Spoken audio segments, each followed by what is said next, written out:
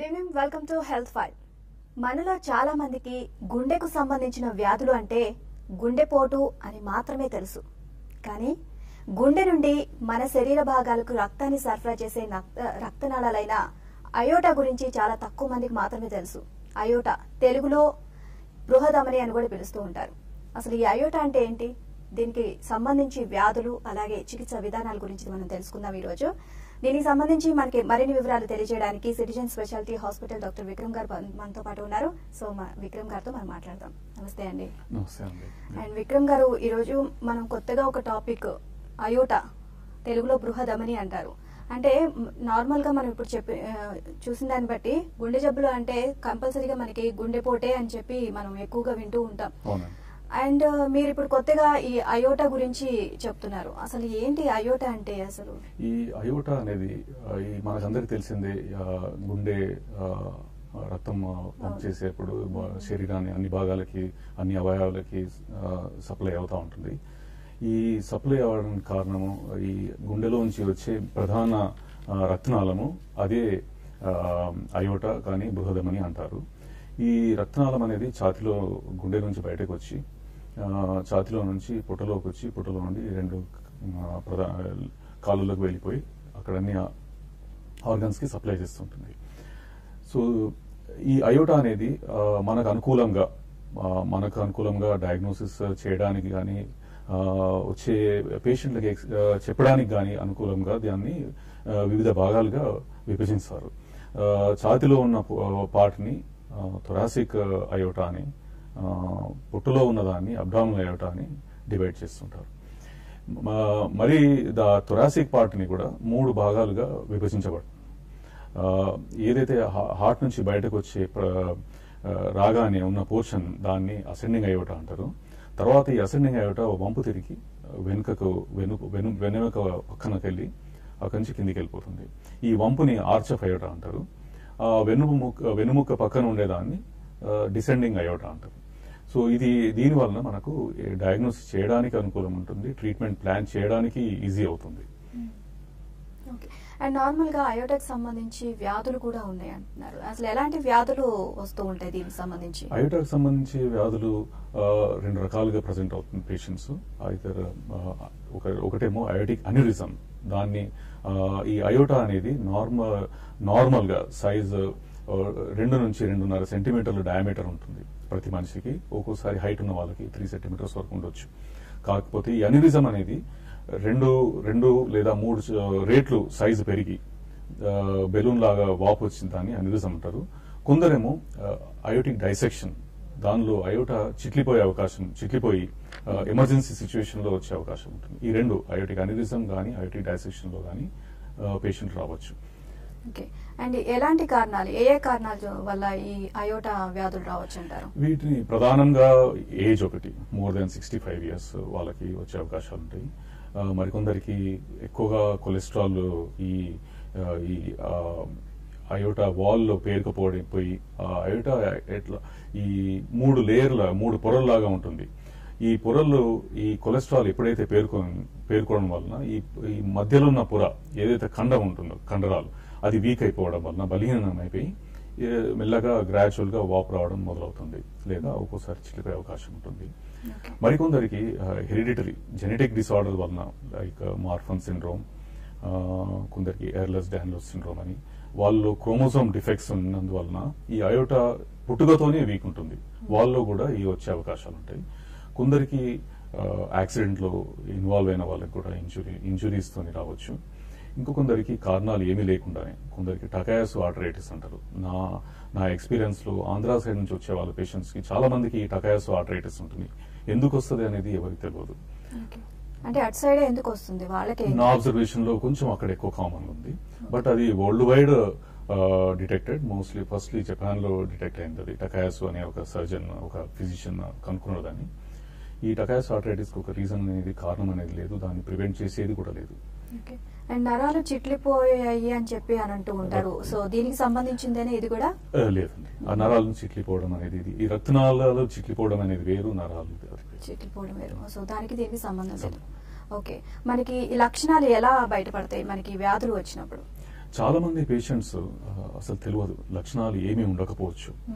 ఈ దాని సైజు ఎంత పెరిగినా కూడా ఒక్కోసారి బయటపడకపోవచ్చు. వాళ్ళు వేరే సర్జరీ కొరకని ఇన్వెస్టిగేషన్స్ పరీక్షలు చేయడం వలన ఛాతీ ఎక్స్రే తీయడము, లేదా కార్డియాలజీ హార్ట్ గుండె నిపుణుల వల్ల వెళ్ళి ఎకో కార్డియోగ్రామ్ స్కాన్ చేయించుకోవడం వలన బయటపడే అవకాశాలు చాలా మందిలో ఉంటాయి.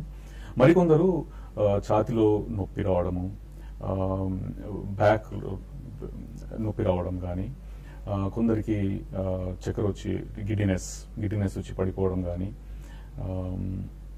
లేదా కొందరికి బ్రెయిన్లో స్ట్రోక్ రావడం కానీ, మరికొందరు రావడమే గొంతు బొంగురు పోయి రావడం.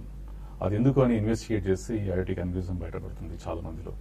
ఓకే, అంటే బ్యాక్ పెయిన్ కానీ గొంతు పొంగురు పోవడం కానీ ఇవన్నీ దీనికి సంబంధించిన లక్షణాలే అంటారా, లేకపోతే మామూలుగా కామన్ గా కూడా గొంతు పొంగురు పోవడం అనేది జరుగుతూ ఉంటుంది కదా?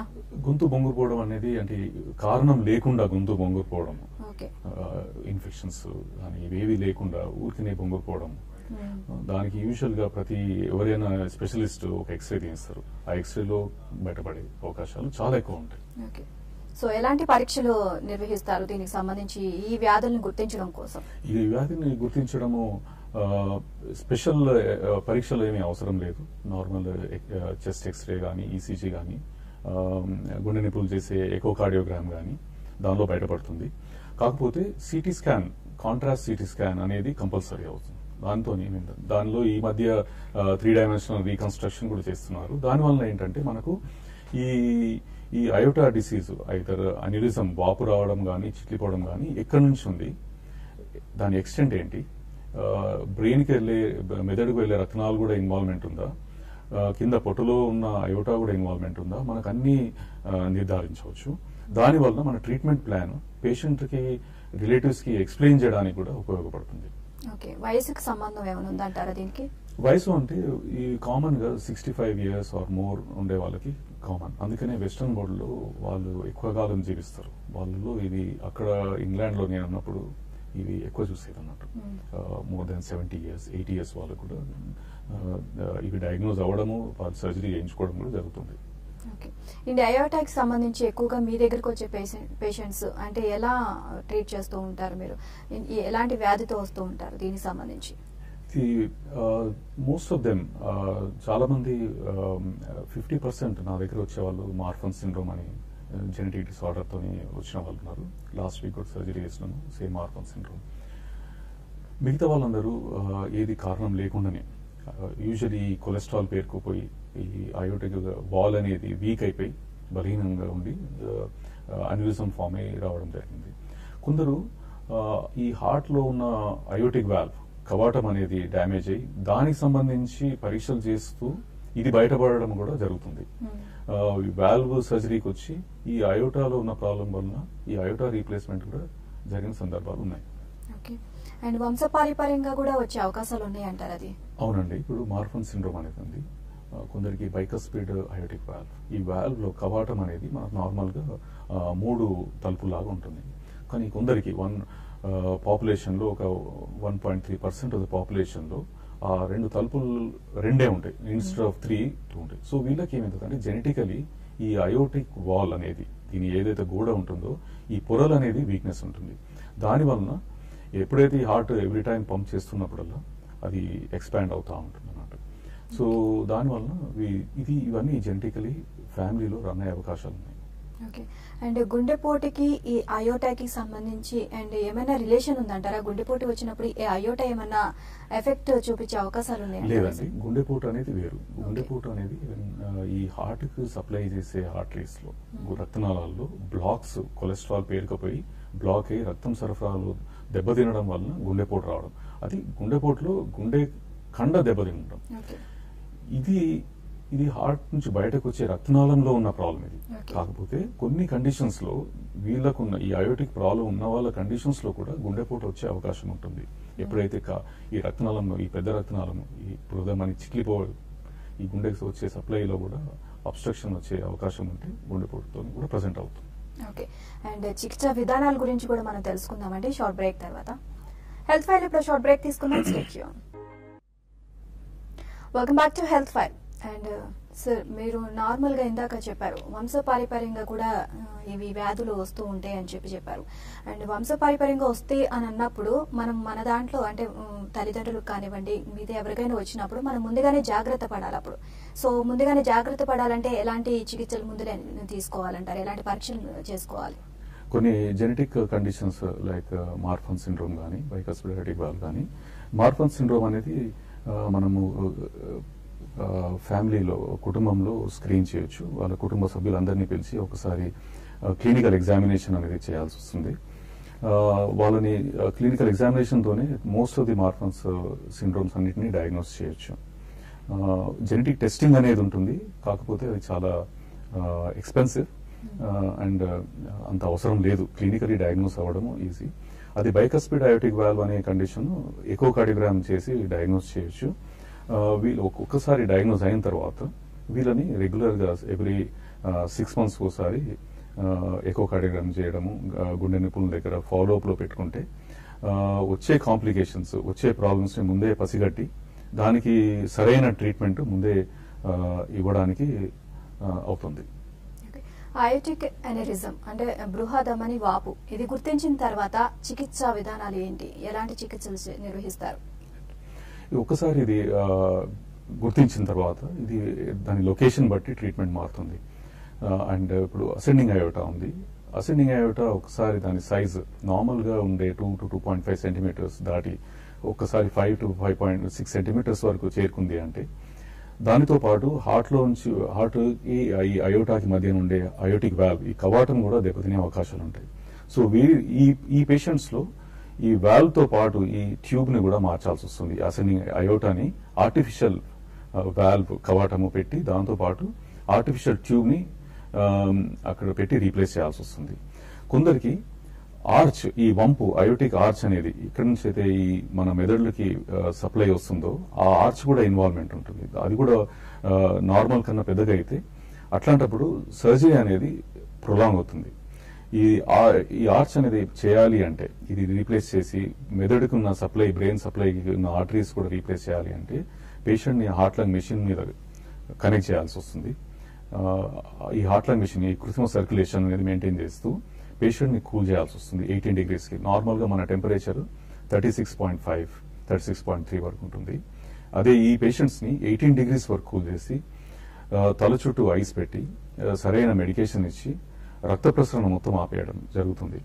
ఈ రక్త ప్రసరణ మొత్తం బాడీకి ఆపేసి కేవలం మెదడుకి సప్లై మాత్రం మెయింటైన్ చేస్తూ ఉంటాం ఈ సర్జరీ అప్పుడు. ఒకసారి ఆర్చ్ రీప్లేస్మెంట్ అయిపోయిన తర్వాత మళ్ళీ సర్క్యులేషన్ అనేది ఎస్టాబ్లిష్ చేయడం జరుగుతుంది. అండ్ గ్రాడ్యువల్ గా పేషెంట్ ని నెక్స్ట్ 2-3 hours లో పేషెంట్ ని మళ్ళీ బ్యాక్ టు నార్మల్ టెంపరేచర్ తీసుకొచ్చి ఈ హార్ట్ లంగ్ మెషిన్ నుంచి డిస్కనెక్ట్ చేయడం జరుగుతుంది. ఓకే. అండ్ ట్రీట్మెంట్ తర్వాత మన రెగ్యులర్ యాక్టివిటీస్ లో ఏమైనా మార్పులు ఉంటాయంటారా?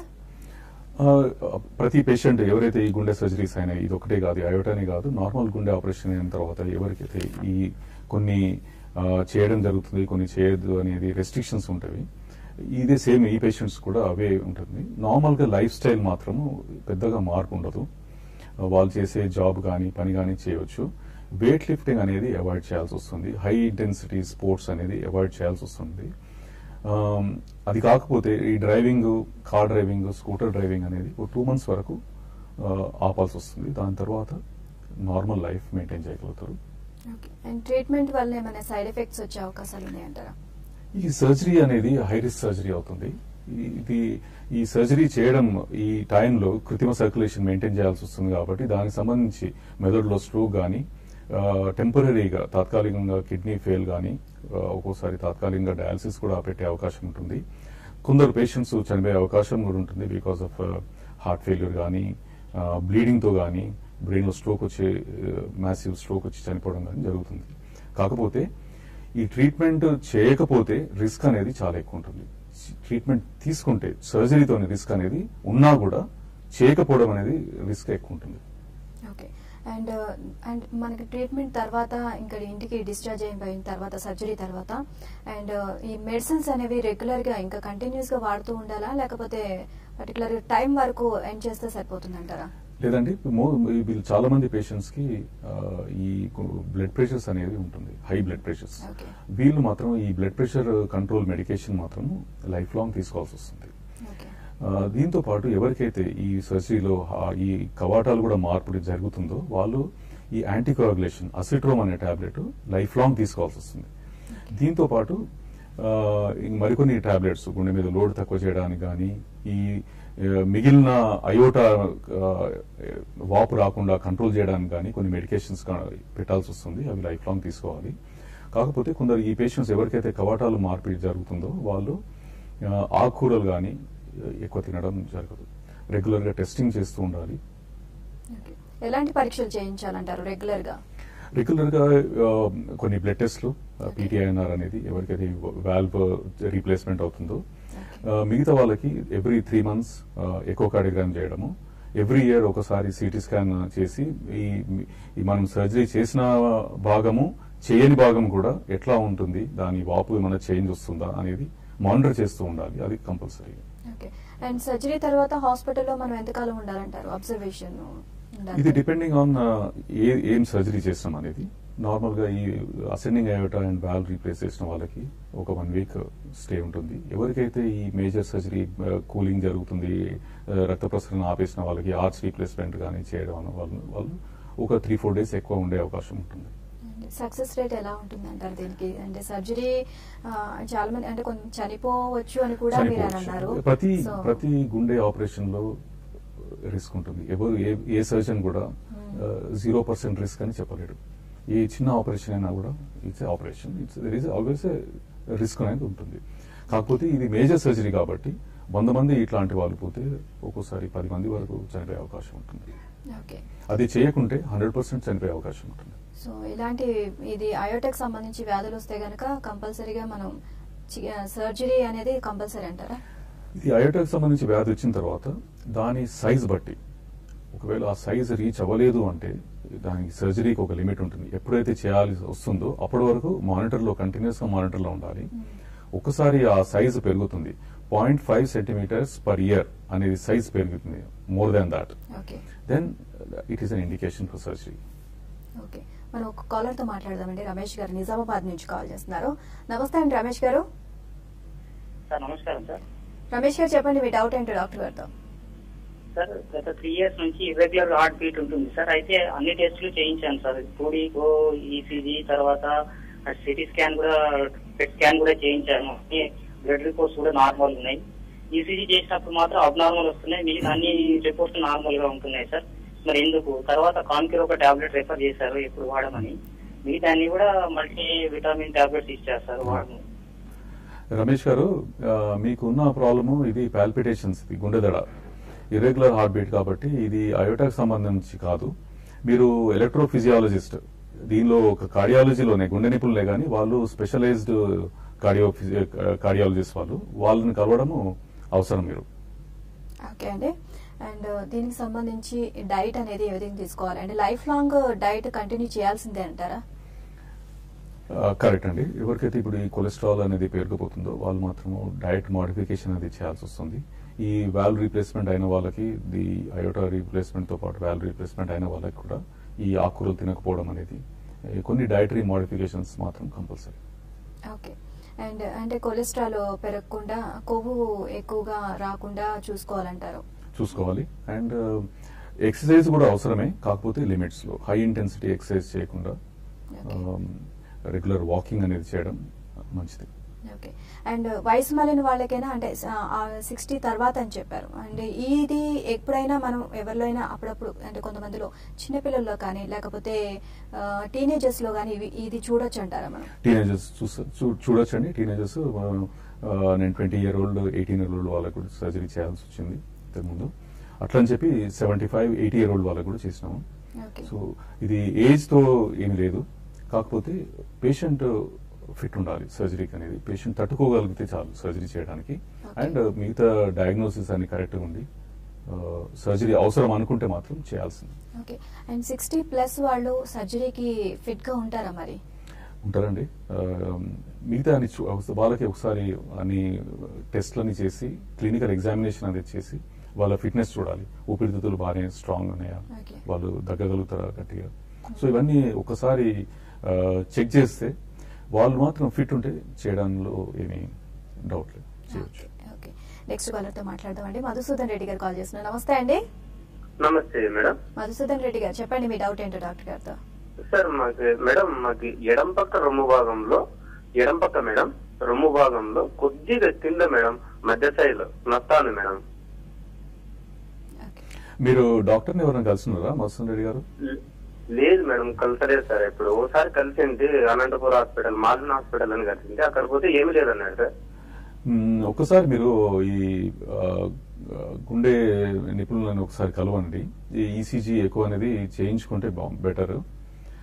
కానీ మోస్ట్ ఆఫ్ ద టైమ్స్ ఏమి ఉండదు యంగ్ పేషెంట్స్ లో, కానీ ఒకసారి రూల్ అవుట్ చేసుకోవడంలో తప్పలేదు. ఓకే, థ్యాంక్ యూ అండి. అండ్ నార్మల్ గా ముందుగానే మనం ఎలా గుర్తించాలంటారు? అండ్ చిన్న పిల్లల్లో కూడా అంటే టీనేజర్స్ కూడా రావచ్చు అని అంటారు.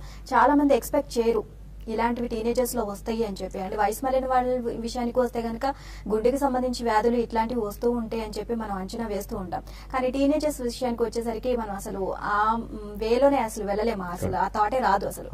సో ముందుగానే మనం ఎలా గుర్తించాలంటారు? టీనేజర్స్ లో రావడం అంటే మోస్ట్లీ ఈ జెనెటిక్ డిసార్డర్ ఉన్న వాళ్ళకి టీనేజర్స్ లో ప్రెసెంట్ అవుతుంది.